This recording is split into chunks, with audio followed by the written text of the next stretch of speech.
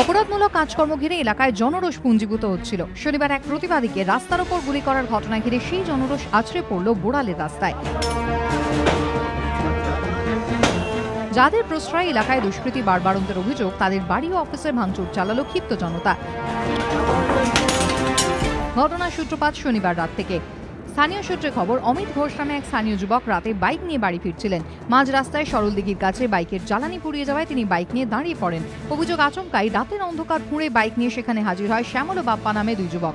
কোনো কথা না বলে তারা অমিতকে বেধড়ক মারধর শুরু করে। স্থানীয় বাসিন্দা বিশ্বনাথ শীল সহ কয়েকজনের দৃশ্য দেখতে পেয়ে অমিতকে সাহায্য করতে এগিয়ে আসেন। দুষ্কৃতীদের বিরুদ্ধে প্রতিবাদে রুখে দাঁড়ান তারা। এক কাট্টা প্রতিবাদের মুখে সেখান থেকে চম্পট দেয় হামলাকারীরা। অভিযোগের পর কিছুক্ষণের মধ্যেই শ্যামল ও বাপ্পা হাতে রিভলভার নিয়ে মোটর বাইকে চড়ে ফিরে আসে। আগ্নেয়াস্ত্র উঁচিয়ে জনে জনে প্রশ্ন করতে থাকে, বিশ্বনাথ কোথায়?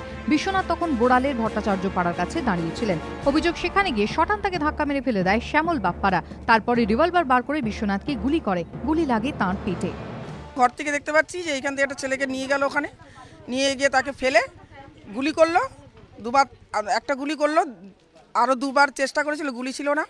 ওরা তারপরে বাইকে উঠে চল চল চল চল বলে চলে গেল। একদম ওকে করে কাছ থেকে করলো, একদম লাগিয়ে করেছে। একজনের গাড়ি খারাপ হয়ে গেছিলো, তখন ওখানে স্টার্ট দেওয়াতে ওই ছেলেগুলো মানে ড্রিঙ্ক করা ছিল, তখন মানে মারধর করে ছেলেটাকে। এবার তখন কাকা গিয়ে যে বলে যে এরকম করছো কেন, আর তখন কাকার গায়ে হাত দেয়। তারপর ওরা গিয়ে দুটো ছেলে মিলে এসে বন্দুক নিয়ে এসে এইখানটাই মেরেছে। স্থানীয় বাসিন্দারাই বিশ্বনাথকে রক্তাক্ত অবস্থায় দেখে হাসপাতালে নিয়ে যান। আপাতত তিনি আশঙ্কাজনক অবস্থায় এসএসকেএমে ভর্তি। আগে একজনকে মারছিল, ওখানে একটা নিরীহ ছেলেকে মারছিল, মারাতে এরা বাধা দিয়েছে, বাধা দেওয়াতে এদের গায়ে এরকম করে আঘাত করেছে। কোথায় লেগেছে? পেটের একদম নাভির পাশে। কটা গুলি লেগেছে? একটা। প্রতিবাদী বিশ্বনাথের গুলিবিদ্ধ হওয়ারই খবর সামনে আসতেই ক্ষোভে ফেটে পড়ে বোড়ালবাসী। শ্যামল বাপ্পাদের বিরুদ্ধে এলাকায় জনরোষ ছিলই। এই খবরে যেন বারুদের স্তূপে ফুলকি পড়ে। রবিবার সকাল থেকে অভিযুক্তদের বাড়ি ও অফিসে ভাঙচুর চালায় ক্ষিপ্ত জনতা। জিনিসপত্রে আগুন ধরিয়ে দেওয়া হয়। আজকে সকালে কিন্তু উত্তেজিত জনতা তারা চলে এসে শ্যামলের বাড়িতে চড়াও হয় এবং শ্যামলের বাড়িতে ভাঙচুর করা হয়, আগুন লাগিয়ে দেওয়া হয়, বিভিন্ন আসবাবপত্র জিনিসপত্রে আগুন লাগিয়ে দেওয়া হয়। যে আগুনটি আমার পেছনে দাউ দাউ করে জ্বলছে।